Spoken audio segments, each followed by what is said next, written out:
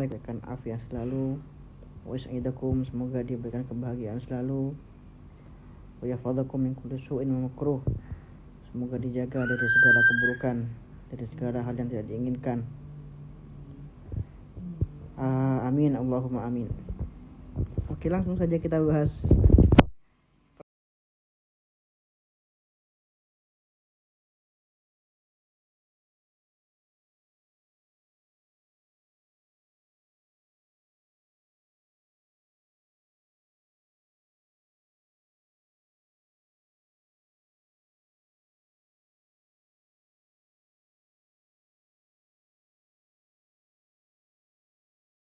Pertanyaan-pertanyaan yang masuk ke kolom komentar tadi lumayan banyak pertanyaan masuk kali ini.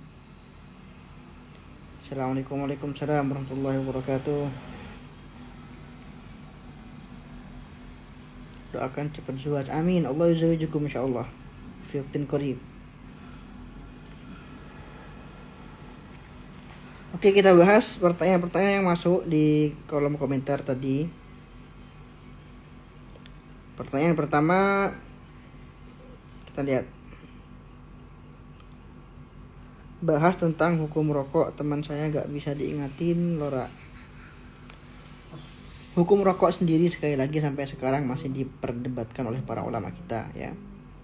Nah, memang banyak ulama yang mengatakan rokok itu hukumnya haram, tidak boleh, dengan landasan kaidah, ya, dalam sebuah hadis la darara wa la dirara, bahwa kita tidak boleh membahayakan diri kita sendiri, juga tidak boleh membahayakan orang lain. Wala tulqu bi aidikum ila tahlukah. Sedangkan rokok disepakati oleh para ahli, ya, para dokter, para tenaga medis, bahwa rokok bisa membahayakan kesehatan kita. Nah, ini yang mendasari para ulama banyak, ya, yang mengatakan bahwa rokok hukumnya haram karena bisa membahayakan diri sendiri, juga bisa membahayakan orang lain. Tapi juga ada sebagian ulama yang mengatakan tidak haram, hukumnya hanya makruh.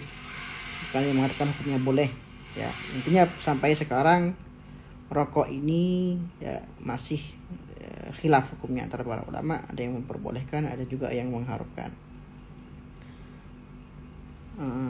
Apakah Habib Salim bin Jindan dan Syekh Khalil itu hidup satu zaman? Hidup satu zaman. Jadi Habib Salim bin Jindan itu lahir, tadi saya baca biografi beliau, 1906, ya, Masehi, tahun 1906 Masehi. Sedangkan Syekhona Khalil, beliau wafat 1925 Masehi. Jadi ketika Syekhona Khalil wafat, Habib Salim ini usianya 19 tahun. Dan Syekhona Khalil juga termasuk guru dari Habib Salim. Karena Habib Salim lahir dan tumbuh besar di Surabaya, ya, sebelum pindah ke Jakarta. Dan Habib Salim banyak sekali menulis tentang Syekhona Khalil dalam kitab-kitab sanad beliau. Bahkan beliau memuji Syekhona Khalil dengan pujian yang sangat besar, Al-Waliyul Kabir, Al-Qutbus Syahir. Bahkan beliau mengatakan yang pernah sowan ke Syekhona Khalil, pernah ziarah ke Syekhona Khalil pada waktu beliau masih hidup, itu beliau, ayah beliau, kakek beliau juga pernah ziarah ke Syekhona Khalil, pernah bertamu ke Syekhona Khalil di Bangkalan. Ya, karena Syekhona Khalil juga kita ketahui termasuk sosok yang al-mu'ammar, panjang umur. Beliau wafat sekitar pada usia 95 tahun.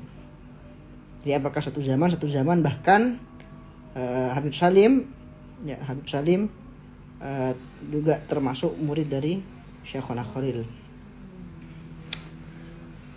Oke, apakah akikah dan kurban bisa dijadikan satu?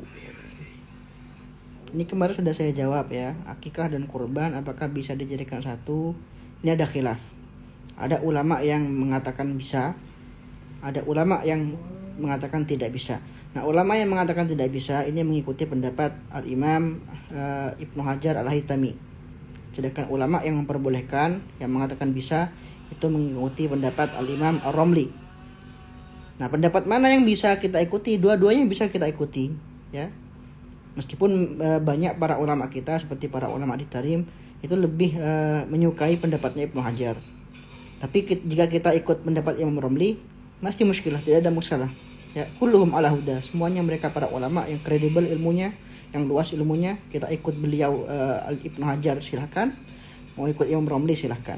Nah, akan tetapi perlu di garis bawahi, jika memang kita ikut pendapat Imam Romli, ya berarti kalau mau kita satukan itu akikah sama kurban, kita satukan, berarti wajib disedekahkan secara mentah. Ya, wajib diberikan secara mentah. Karena apa? Karena ada perbedaan memang. Ishak beginian Ishak. Memang ada perbedaan antara akikah dan kurban, ya. Yaitu salah satunya jika kurban maka daging wajib disedekahkan dalam keadaan mentah. Nggak boleh disedekahkan dalam bentuk masakan. Tapi kalau akikah lebih baik ya disedekahkan dalam keadaan masak, sudah jadi masakan, ya, sudah jadi hidangan. Meskipun juga boleh disedekahkan secara mentah, dibagikan secara mentah. Oleh karena itu, jika memang ingin mengikuti pendapat Romli, ya, menggabungkan antara maaf ada jeda.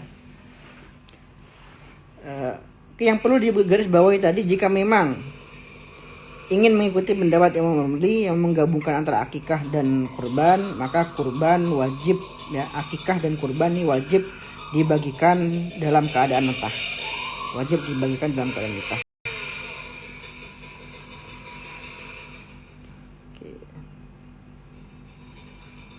Maaf, steril kucing itu boleh apa tidak ya?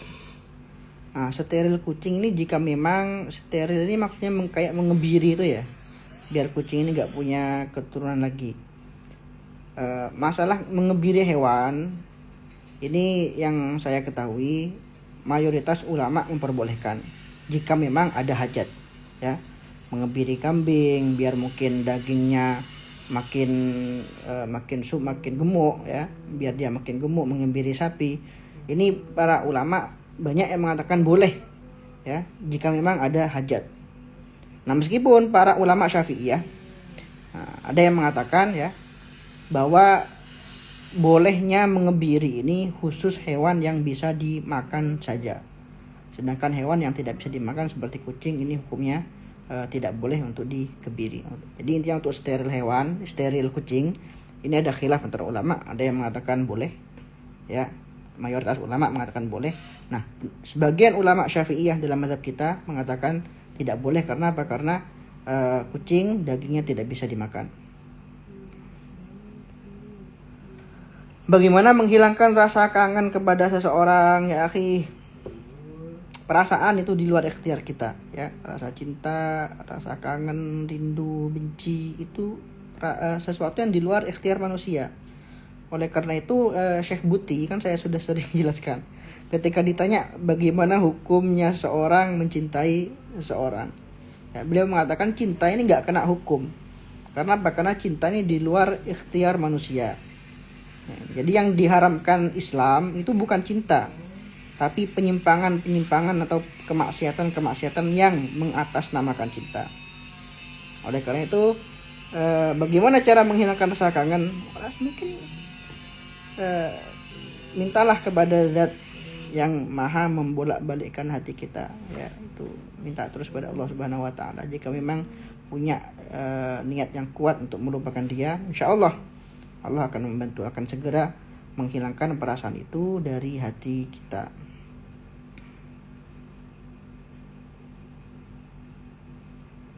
Oke, kita lihat tanya yang lain. Hukum makan kepiting warna hitam, pernah dengar haram, pernah dengar juga makruh, sudah kita bahas, ya. Hukum makan kepiting itu ada khilaf antara para ulama, ada yang mengharamkan, ada yang memperbolehkan, dan fatwa MUI. Nah, fatwa MUI itu mengatakan bahwa kepiting hukumnya halal, ya, karena kepiting termasuk jenis dari hewan yang bernafas dengan insang.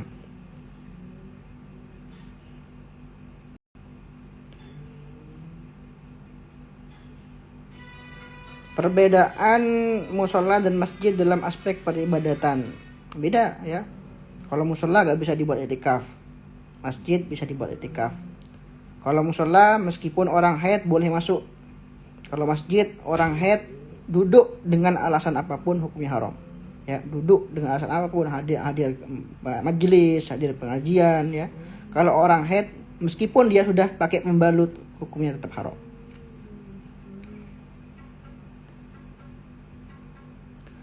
Lora ana dari Kudus, jika pas ke Madura sewaktu-waktu pengen sowan sharing-sharing pengalaman gimana caranya, silahkan datang ke rumah saya.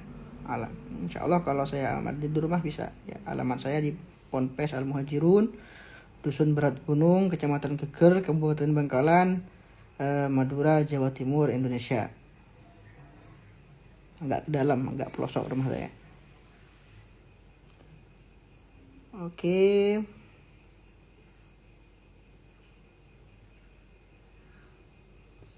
Lora, perempuan yang memposting foto waktu kecil yang nggak pakai hijab sama dengan membuka auratnya, menurut saya nggak masalah, ya.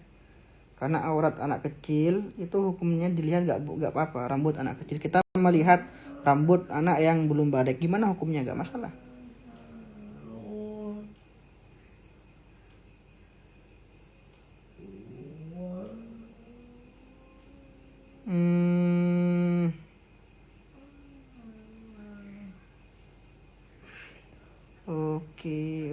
Oke.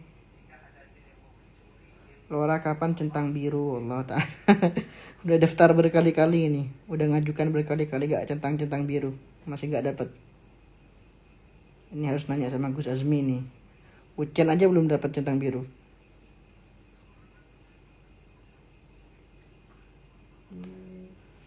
Apa kabarnya tiba Rasul? Ya, tiba Rasulullah yaghfir lahu yarhamhu wa ya'afi wa ya'fu anhu. Kapan mau dibuka blokirnya saya itu?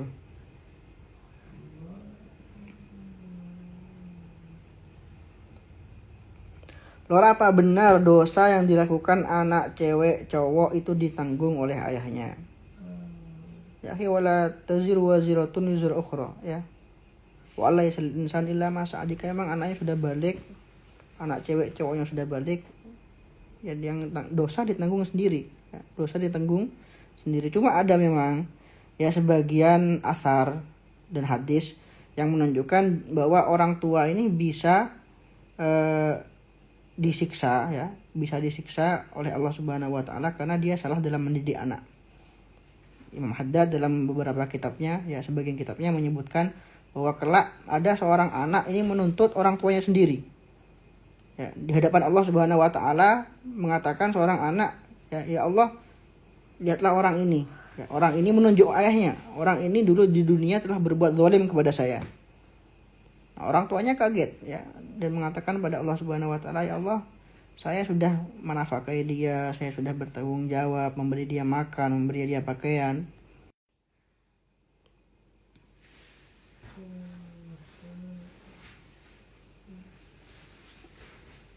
Bentar. Oke, jadi ada seorang anak yang menuntut orang tuanya sendiri kelak di hadapan Allah Subhanahu wa taala. Nah, ketika orang tuanya menyangkal dan mengatakan, sudah saya nafkahi ya Allah, sudah saya beri pakaian, sudah saya beri makanan, sudah saya kasih uang setiap harinya. Nah, kemudian anak ini berkata pada Allah Subhanahu wa taala, memang benar ya Allah seperti itu, tapi orang tua saya,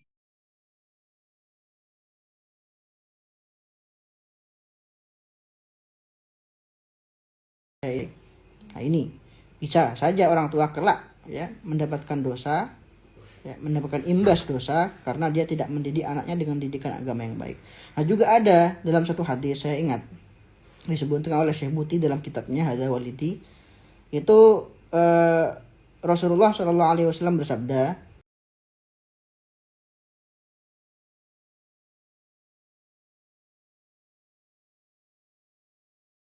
yang menyebabkan Syekh Buti ini dinikahkan oleh ayahnya dalam usia yang sangat muda. Waktu itu umur Syekh Buti sekitar 18 tahun kalau nggak salah, pertama kali Syekh Buti menikah. Nah, itu sabda Rasulullah, man wulidalah walad, barang siapa yang punya anak maka dia punya tanggung jawab, ya. Orang kalau punya anak punya 3 tanggung jawab. Yang pertama, fal yuhsin ismahu, berikan dia nama yang baik. Yang kedua, wal yuhsin adabahu, ajarkan dia tata krama yang baik, akhlak yang baik, adab yang baik. Wal yuzawwijhu idza balag. Nah, ini Nah, ketika orang tua ini merasa anaknya sudah balik, sudah dewasa, ya, sudah siap untuk menikah, maka tanggung jawab orang tua adalah menikahkan anaknya.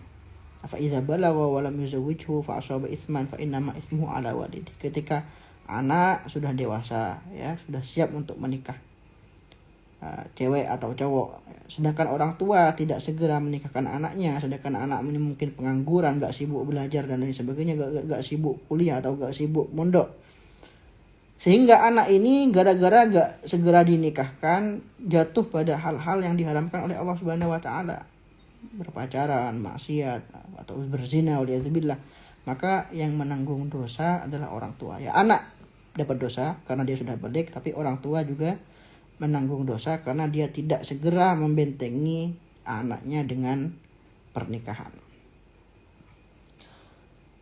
Hukum menjual atau menjadikan kulit kepala hewan kurban sebagai upah, gak boleh, haram ya.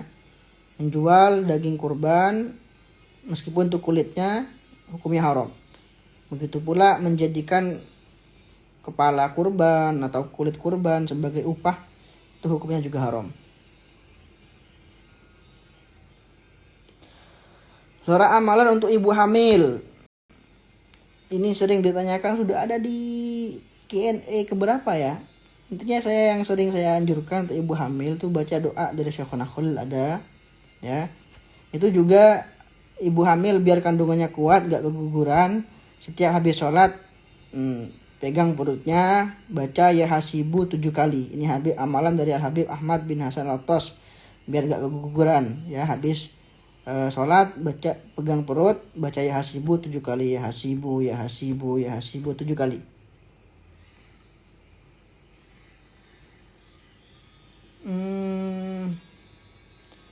Kalau markonah hilang, bolehkah kami sowan ke dalam jenengan? Silahkan.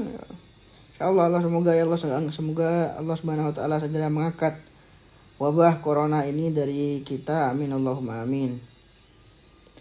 Masalah isbal. Oke, isbal ini adalah memakai celana ya atau memakai sarung ke bawah lutut. Ini memang hukum isbal ini menurut para ulama kita, jika memang tidak karena untuk sombong ya, karena dulu isbal ini memakai gamis atau memakai sarung, memakai celana di bawah lutut. Dulu ya, hal seperti ini merupakan tanda atau ciri-ciri orang sombong. Kalau orang sombong dulu ketika mau bangga-banggaan ya pakaiannya sampai bawah lutut. Nah, tapi sekarang kan tidak, ya kan. Jadi jika memang orang ini pakai sarung bawah lutut atau pakai celana nggak cingkrang di bawah lutut, dia nggak ada niat untuk sombong, maka hukumnya nggak masalah ya. Hukumnya nggak masalah, meskipun lebih baik jika pakai sarung ya, agar tidak masuk pada larangan Rasulullah ini, lebih baik ke atas lutut.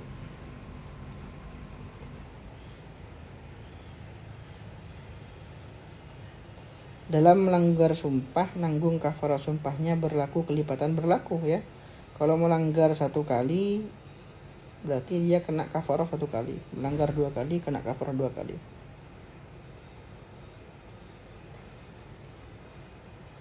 Cara agar berhenti maksiat ketika sendirian, tingkatkan rasa muraqabah kita ya pada Allah Subhanahu wa taala. Selalu merasa bahwa kita ini diawasi oleh Allah Subhanahu wa taala, dan pasti ada dampak negatif yang akan terjadi jika kita melakukan kemaksiatan meskipun secara sir, meskipun itu secara diam-diam. Pasti akan ada dampak negatif jika memang kita bermaksiat sendiri, kemudian setelah itu terjadi musibah ya pada kita atau keluarga kita, maka fala yalumunna illa nafsah. Jangan salahkan kecuali diri kita sendiri.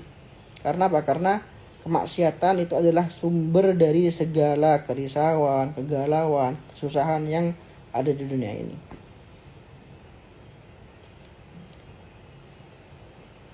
La ilaha illallah Muhammadur Rasulullah sallallahu alaihi wasallam. Lora Nyiroro Kidul itu beneran apa napa bonten, wallahu taala alam. Ki kula boten nate kenalan kalian Nyiroro Kidul. Bagaimana hukumnya coli kecuali itu istimna ya, onani. Mayoritas ulama mengharapkan ya, mengatakan bahwa kelamin kita wajib dijaga kecuali dengan cara pernikahan ya, gak boleh kita istimta ya atau istimna dengan cara apapun, kecuali kalau memang onaninya ya, mengeluarkannya dengan tangan istri, nggak ada masalah. Tapi kalau masih jomblo, hati-hati. Afwan, kita kadang dengan kalimat wijah dari ceramahnya Habaib, kalau diartikan ke bahasa kita apa maknanya? Wijah ini kalau saya pahami gimana ya, sama dengan al-iqbal, seperti itu. Fokus kita pada Allah Subhanahu wa taala. Ketika kita fokus pada Allah, ketika hati kita fokus pada Allah, nah itu dinamakan al-wijah al-qalbiyah. La ilaha illallah Muhammadur Rasulullah sallallahu alaihi wasallam.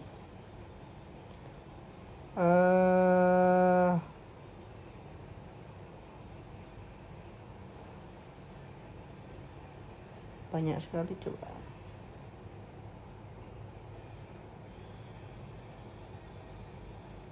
Rambut yang rontok apakah masih terbilang aurat bagi muslimah? Menurut sebagian ulama seperti itu ya. Oleh karena itu sudah pernah kita bahas kan bahwa rambut yang rontok ya, meskipun itu dari wanita yang haid, itu tidak dianjurkan, tidak ada anjuran apalagi kewajiban untuk dibasuh lagi ya.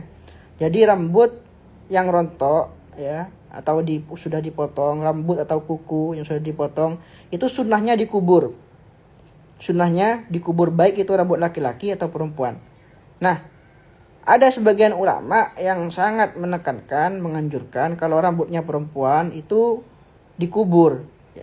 Bahkan mewajibkan. Karena apa? Karena takut dilihat oleh laki-laki yang bukan mahramnya.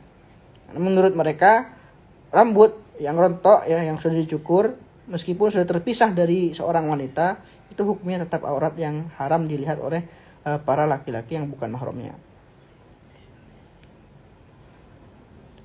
La ilaha illallah Muhammadur Rasulullah sallallahu alaihi wasallam. Hukum infus petani wallahu ta'ala alam ya. Saya belum pernah mendapat ibarah yang sharih masalah ini. Betul di Madura ada taun jin yang katanya langsung meninggal. Selama ini saya nggak pernah tahu ada jin yang namanya taun. Taun selama ini yang saya tahu itu nama wabah penyakit.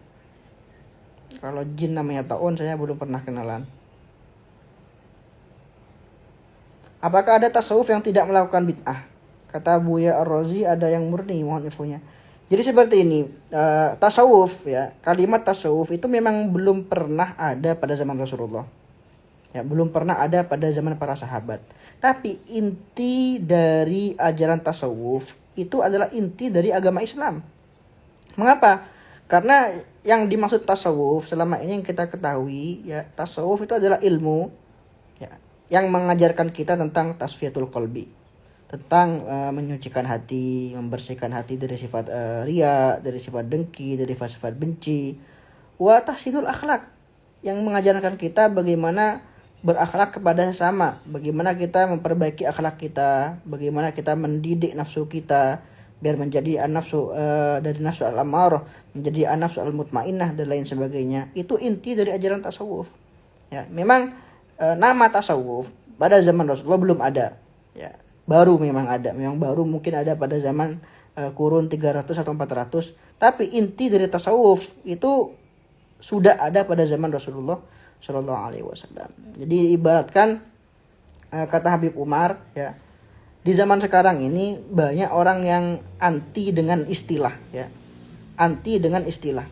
Contoh, ketika mereka ditanya bagaimana menurut kamu hukumnya membaca sejarah Nabi, pasti mereka akan mengatakan bagus ya. Bagaimana pendapat kamu tentang baca sholawat, pasti akan mengatakan bagus. Bagaimana pendapat kamu tentang majelis ilmu, mereka pasti akan mengatakan bagus. Tapi ketika mereka mendengar nama maulid, langsung mengatakan bid'ah, haram, kafir dan lain sebagainya ya. Padahal isi maulid ya, isinya maulid itu hal-hal tadi yang mereka katakan hal tersebut adalah hal yang bagus Ya, sholawat. Isi maulid adalah sholawat. Isinya maulid adalah sejarah Nabi. Isinya maulid adalah majelis-majelis ilmu. Kan seperti itu. Jadi aneh ya, mereka isinya setuju tapi istilahnya nggak setuju. Ini aneh.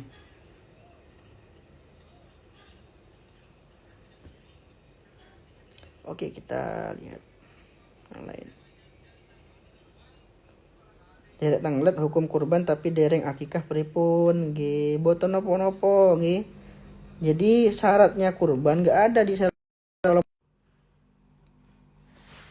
La ilaha illallah.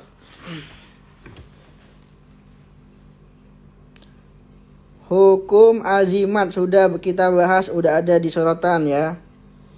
Artinya sekarang banyak ya orang-orang kita meskipun dari kalangan Ahlus Sunnah, gara-gara mereka sering melihat kajian ustadz-ustadz Wahabi, mereka ragu ya dengan apa yang selama ini diajarkan oleh para ulama mereka sendiri.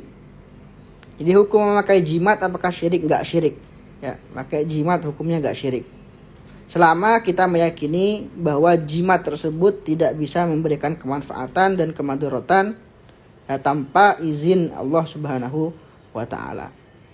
Gak syirik kecuali kita menuhankan jimat, kecuali kita menyembah jimat, menganggap bahwa jimat itu bisa bermanfaat tanpa izin Allah, baru itu dinamakan syirik.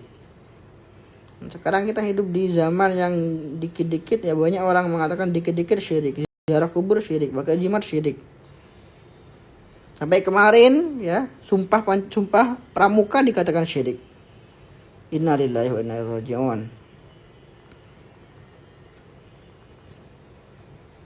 Ya Rabbi ya Karim.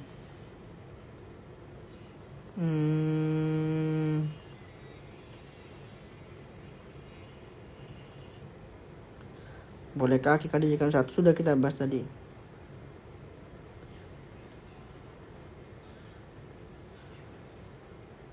Ustadz cowok boleh perawatan? Enggak boleh, masih muskilah ya. Allah jamil wa yuhibbul jamal, masih muskilah.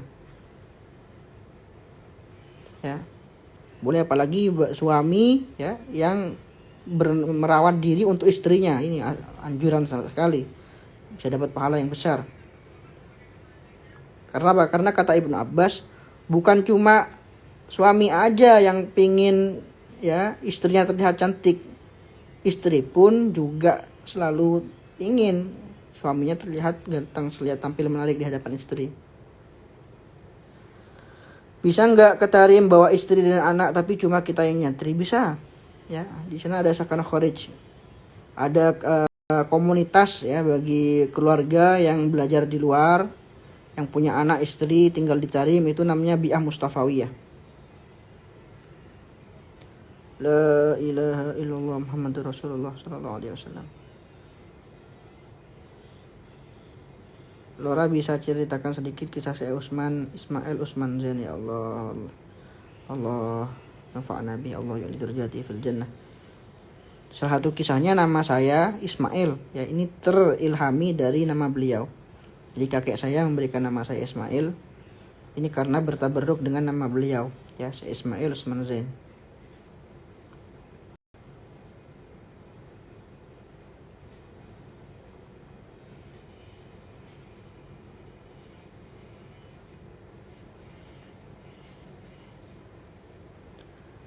Udah dulu ya live-nya, kita lanjut kapan-kapan insyaallah. Mungkin ada yang mau ditanyakan di sini di kolom komentar. Banyak yang manggil Lora.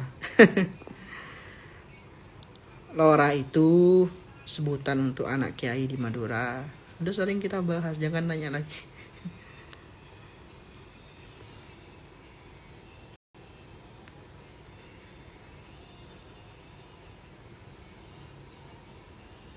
Oke.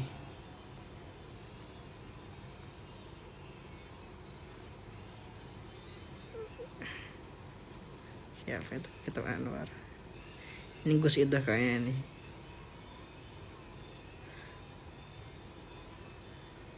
Afwan, drone yang berkeliaran di Madura itu rela atau hoax ya? Nggak tahu saya drone itu apa ya yang berkeliaran. Yang jelas kalau kabar itu belum fix 100% benar, jangan sampai disebar ya. Jadi kalau ada kabar di sosmed apalagi yang meresahkan, memprovokasi dan lain sebagainya, selama gak fix benar 100% ya, atau mungkin ada kemungkinan benar hanya 60% atau bahkan sampai 80%, selama gak 100% benar, jangan sampai disebar. Kafa bil mar'i kadziban ayu hadis bi kulli ma sami'. Termasuk sebuah kebohongan sabda Rasulullah, kita dapat kabar share, dapat kabar share, dapat kabar share. Itu termasuk sebuah kebohongan.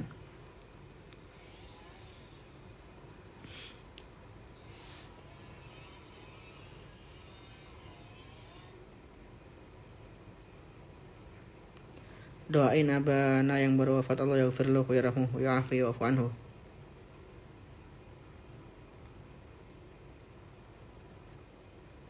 Salam kenal dari Blok Agung. Allah, assalamualaikum ahli Blok Agung.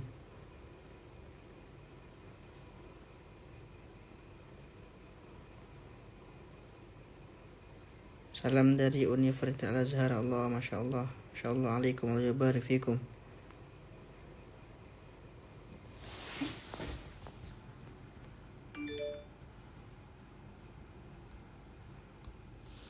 Udah, kita lanjut insya